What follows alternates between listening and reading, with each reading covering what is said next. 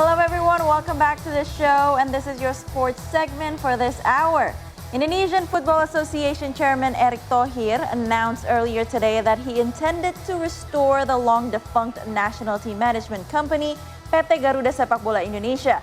He also added that the Indonesian Football Association will also hold the majority of the company shares while also seeking enhancement in all sectors, namely company's revenue, fans' engagement, and international matches. Now, to know more about this, we are connected with our news team, Arya Sidarta and Adin Fatoni. That's right. So earlier today, the Indonesian Football Association Chairman, Mr. Erick Thohir, announced the formation, or rather the relaunch of PT Garuda Sepakbola Indonesia, which will be a company that will be responsible with managing the assets of the national football team in a way that is hopefully much more transparent and accountable.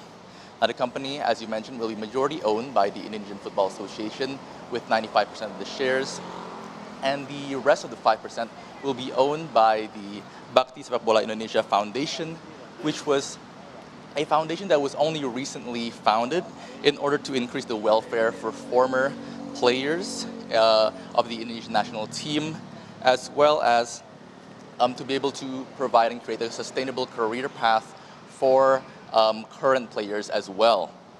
Now, the minority ownership that the foundation holds in this newly relaunched company is expected to provide a steady stream of revenue, which will be, of course, allocated to former and current players.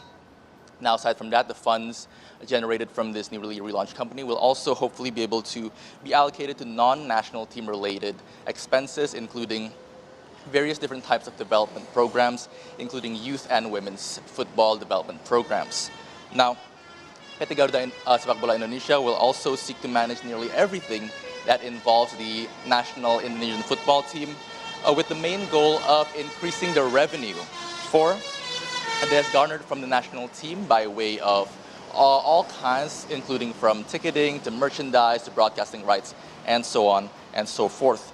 Chairman Erick Thohir stated during the press conference that he is targeting a revenue of 240 to 260 billion rupiah from this new company. And here's more on what he had to say regarding that target.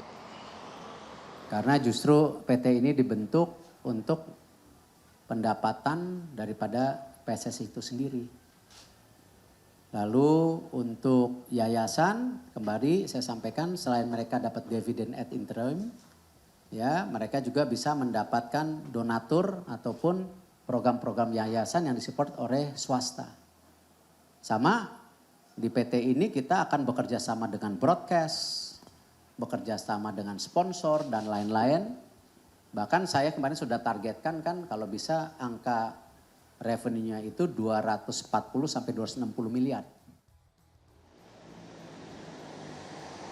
And now, aside from all that, all the revenue, Chairman Erick Thohir is also expected to increase fan engagement through this new company. And that is something that has already shown a lot of promise in regards to the two previous FIFA match days, which were held just this month, which were the matches against Argentina and also against Palestine, which sold out the stadium during those matches. And the national team will be having at least two more FIFA match days in the months of September, as well as the all-important World Cup qualification matches in October. Chairman Erick Thohir is expecting and he hopes that the stadiums will be filled to at least 50% capacity during those matches. Back to you.